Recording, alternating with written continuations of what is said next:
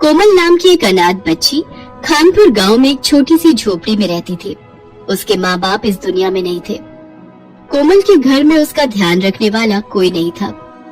वो अभी 6 साल की थी। उसे अभी अपने बाल बनाने भी नहीं आते थे, जिसकी वजह से उसके बाल बहुत खराब हो गए थे। गांव के बच्चे भी कोमल को बहुत चिढ़ाते थे। एक दिन कोमल गांव के बच्चों के पास जाती है। अरे देखो देखो कौन आया है, इसके बाल तो देखो, ऐसा लगता है जैसे कभी कंघी ही ना की हो। बाल नहीं घास है इसके सर पर तो। सभी बच्चे हंसने लगते हैं। कोमल रोते हुए वहाँ से चली जाती है और अपने घर आ जाती है। उसके घर में पुरानी टूटी हुई कंघी पड़ी थी। मैं भी अपने बाल कंघी से ठीक कर दूंगी। वो उस कंघी से अपने बालों को कंघी करने लगती है, लेकिन उसके बाल इतनी बुरी तरह से उलझ गए थे कि उनको ठीक करना आसान काम नहीं था।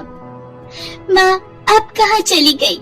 यहाँ कोई भी मेरे बाल नहीं बनाता। सब बच्चे मुझे चिढ़ाते हैं। मेरे बाल घास जैसे हैं। अगर आप होती तो मेरे बाल भी बाकी बच्चों की तरह सुंदर होते। कोमल जोर जोर से रोने लगती है, लेकिन उसके घर में उसे सुनने वाला कोई नहीं था। कुछ दिन बाद कोमल जंगल से लकड़ियाँ लेने जाती है। जंगल से लकड़ियाँ निकालते समय उसके बाल झाड़ियों में फंस जाते हैं। अरे ये मेरे बाल कहाँ फंस गए? बहुत कोशिश करने के बाद भी बाल झाड़ियों से निकल नहीं रहे थे। कोमल रोते हुए भगवान को याद कर रही थी। हे भगवान, ये मैं कहाँ फंस गई? अब मैं यहाँ से कैसे निकलूं? मेरे बाल बहुत दुख रहे हैं। मेरी मदद करो भगवान। और तभी वहाँ लगे एक बड़े से पेड़ से आवाज आती है। तुम रोना बंद करो, मैं अभी तुम्हारे बाल निकालता हूँ। तभी पेड़ की जादुई शक्ति से कोमल के बाल झाड़ियों से निकल जाते हैं। कोमल डरते हुए उस पेड़ की तरफ देखती है। तुम घबराओ मत, मैं तुम्हें कुछ नहीं करूँगा। मैं एक जादुई पेड़ हूँ।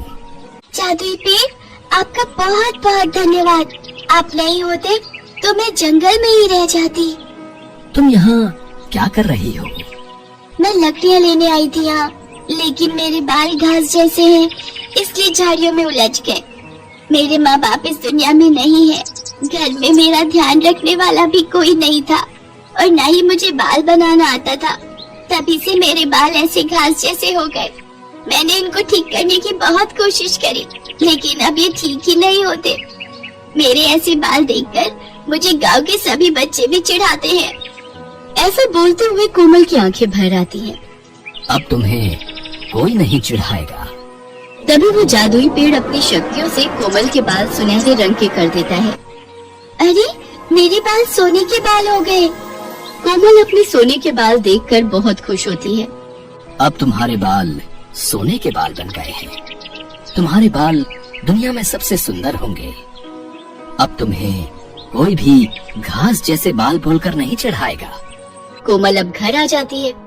उसे रास्ते में जो भी देखता है उसके सोने के बाल देखकर सब हैरान हो जाते हैं। 2 औरतें आपस में बातें करती हैं।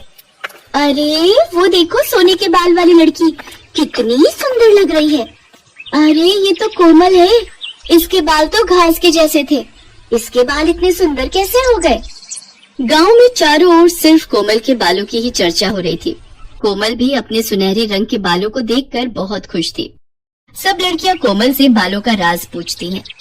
ऐसे ही समय बीतता गया और कोमल भी अब जवान हो गई। सुनहरे बालों के साथ उसकी जवानी और भी निखर कर आती थी। अब वो बहुत सुंदर हो गई थी। एक दिन दूसरे राज्य का राजा भी खानपुर गांव के जंगल में शिकार करने आया था। शिकार करते करते राजा अपने सिपाहियों से अलग हो जाता है। तभी राजा को एक हिरन दिखाई देता है और उसके साथ हिरन का बच्चा भी था। राजा उन लोगों का शिकार करने उनके पीछे भागता है। हिरन अपने बच्चे को साथ लेकर भाग रहा था, लेकिन हिरन का बच्चा झाड़ियों में उलझ जाता है, जिसकी वजह से वो भाग नहीं पा रहा था। अपने बच्चे को ऐसे देखकर हिरन भी वहीं रुक जाता है। पीछे से राजा देखता है हिरन का बच्चा वहीं फंस गया है। अब कहाँ जाओगे अपने बच्चे को छोड़कर? अभी बताता हूँ। तभी अचानक कोमल भी वहाँ आ जाती है। कोमल उस बच्चे को देखती है तो हिरन के बच्चे को छुड़ाने लगती है। अरे घबराओ नहीं, तुम्हें कुछ नहीं होगा। मैं तुम्हें कुछ नहीं करूँगी। मैं तो तुम्हारी मदद करने के लिए ही यहाँ आई हूँ। तभी राजा देखता है सुनहरे रंग के बालों वाली लड़की हिरन के बच्चे को झाड़ियों में से निकाल रही थी। राजा उसके सुनहरे बालों को देखता ही रह जाता है। इतने सुंदर सुनहरे रंग के बाल, आखिर कौन है ये लड़की जिसके सोने के बाल हैं? मैंने आज तक इतने सुंदर बालों वाली लड़की नहीं देखी। राजा ये सोचते हुए आगे जाता है और जैसे ही उस जगह पहुंचता है तो वो देखता है कि हिरन और उसका बच्चा वहां नहीं थे और वो सुनहरे रंग के बालों वाली लड़की भी वहां नहीं थी। अरे, अब कहाँ चली गई वो लड़की? अभी तो यहीं थी। कुछ देर के बाद राजा के सिपाही भी वहां पहुंच जाते हैं। राजा अपने सिपाहियों से कहता है, मैंने अभी अभी एक सुनहरे बालों वाली लड़की को यहाँ देखा था। उसके बाल सुनहरे रंग के, बहुत ही सुंदर बाल हैं। जाओ, जाकर सारे गांव में पता करो कि वो लड़की कौन है। मुझे उससे शादी करनी है। तभी राजा के सिपाही गांव में जाते हैं और गांव वालों से पूछते हैं, इस गांव में सुनहरे बालों वाली लड़की कोई रहती है? हमारे राजा उससे मिलना चाहते हैं। हाँ, कोमल बिटिया के बाल सुनहरे रंग के हैं और वो सामने वाली झोपड़ी में रहती है।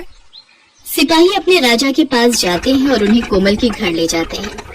राजा झोपड़ी के बाहर जाकर खड़ा हो जाता है और आवाज देते हुए कहता है, कोई है अंदर? राजा की आवाज सुनकर कोमल बाहर आ जाती है। राजा दरवाजे के बाहर खड़े थे। जी कहिए। राजा कोमल को देखते रह जाते हैं। कोमल सुनहरे रंग के बालों के साथ बहुत सुंदर लग रही थी। जितने सुंदर बाल उतनी सुंदर सूरत। अब तो यही मेरी पत्नी बनेगी। अपने माँ बाबा को बुलाइए, हमें उनसे कुछ जरूरी बात करनी है। कोमल बताती है कि उसके घर में कोई नहीं है, वो अकेली रहती है। उसके माँ बाप इस दुनिया में नहीं है। राजा कोमल को अपने बारे में बताता है। मैं सूरत का राजा हूँ और यहाँ शिकार करने आया था। मैंने तुम्हें जंगल में देखा था। जिस हिरन के बच्चे को आपने छुड़ाया था, मैं उसका शिकार करने वाला था, लेकिन तुम्हारे सुनहरे बाल देखकर मैं तुम्हें देखता ही रह गया। क्या आप उस हिरन का शिकार करने वाले थे? लेकिन क्यों? इतने प्यारे जानवर को आप क्यों मारना चाहते हो? हमें आप बहुत पसंद हैं। हम आपसे शादी करना चाहते हैं। और हाँ, अगर आप हमसे शादी करने को तैयार हो गई तो मैं अभी से शिकार करना छोड़ दूंगा।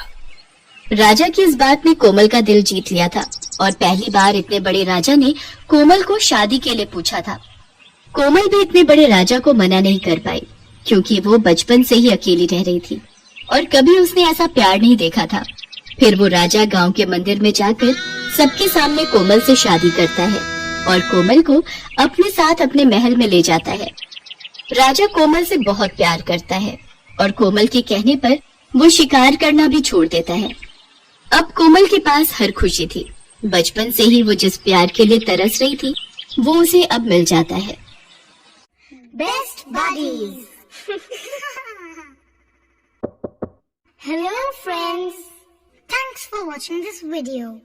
अगर आपको ये वीडियो पसंद आया है तो प्लीज लाइक, सब्सक्राइब, कमेंट्स करें इस वीडियो पर और हाँ, शेयर करना भी ना भूलें।